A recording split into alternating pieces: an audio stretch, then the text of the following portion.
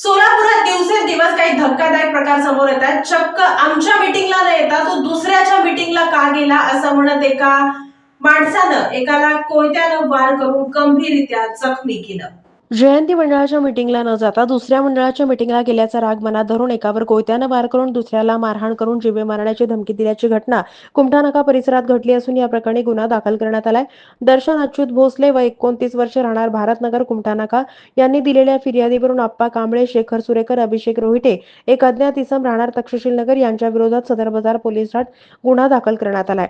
फिर्यादी आणि फिर्यादीचा भाऊ रोहित असे दोघेही फिर्यादीचा चहाचा गाडा बंद करून घरी येत असताना क्रीडा संकुलच्या गेटसमोर फिर्यादीचे घर जवळ राहणारे यातल्या आरोपीनं फिर्यादीला पाहून याला लय मस्ती आलीये, पुण्यावरून येथे करून खायला आलाय, आमच्या मंडळाची मीटिंग सोडून तू रावण साम्राज्याच्या मीटिंगला का गेलास असं म्हणून आरोपी आप्पा कांबळे यांनी त्याच्या हातातल्या कोयत्यानं फिर्यादीच्या डाव्या हाताच्या कोपऱ्यावर आणि पाठीवर मारून जखमी केलं.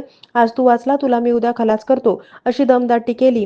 फिर्यादीचे भाऊ भांडण सोडवण्यासाठी मध्ये आला असता त्यांना देखील शिवीगाळ दमदाटी केली. या संदर्भातचा पुढील तपास फौजदार बनकर करीत आहेत.